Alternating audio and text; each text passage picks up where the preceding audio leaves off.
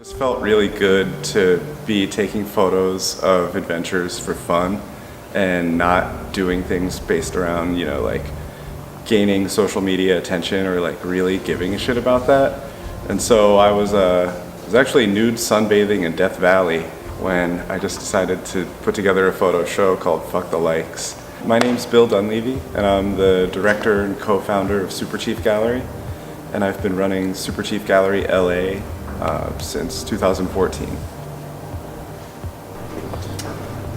Initially, two photographers, this guy Justin Jernigan and another guy, Spencer J. Harding, wanted me to do a show for them before,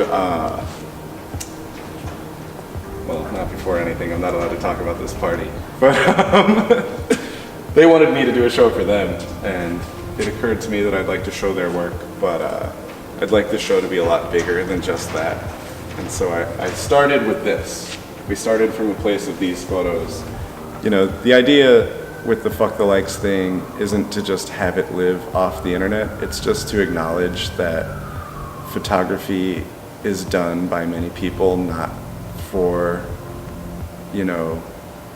volunteer labor for a social media company, but because people have a genuine love of photography and live exciting lives and have a compulsion to document that and share it with others, These photos are by Anson Sear.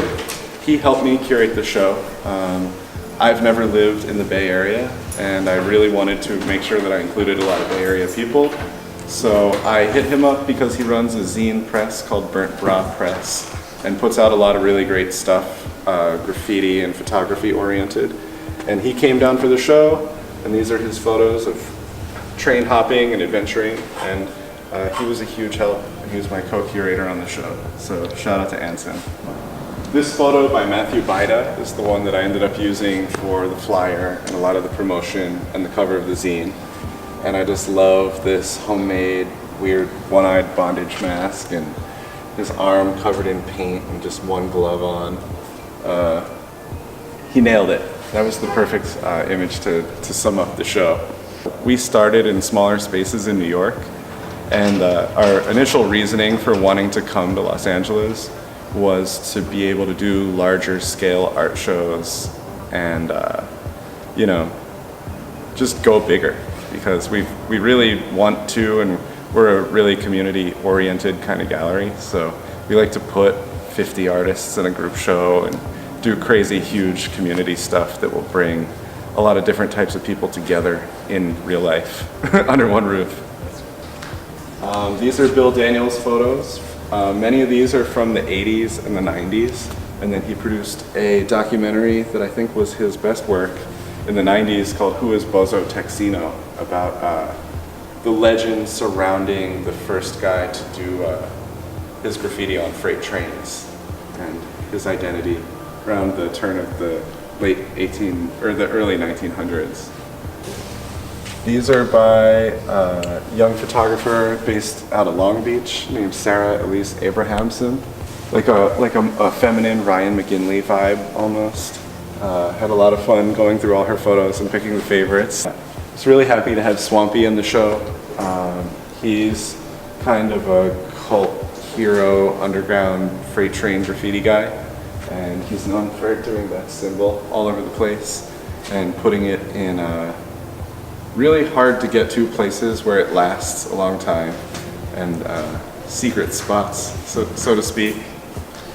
And this photo here is a friend of mine who passed away this year, who I was working with on another show.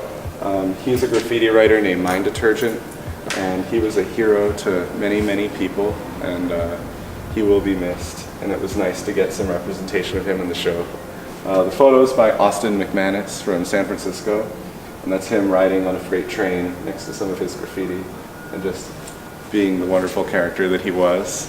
My intention with the show is mostly to inspire people with photography that is super engaging and action-packed and has at least within the different photo sets from each photographer, has somewhat of a clear voice and gives you an idea of that person and their outlook on the world.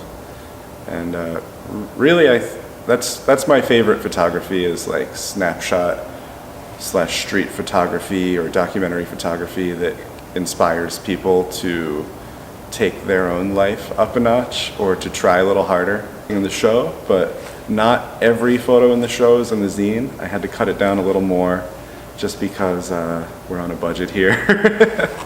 You know, but it looks really good, and it's the first thing we've published out of Superchief Gallery LA, and we only made 100 of them for the first run, so get them while they're hot, super limited, and I'm looking forward to publishing a lot more, and it's really fun to lay out and make a book for the art show. Well, I called it Volume 1 to leave the door open for sequels, and since we started with West Coast, it makes sense for Volume 2 to go East Coast, and from there maybe develop other themes or go geographically with other places.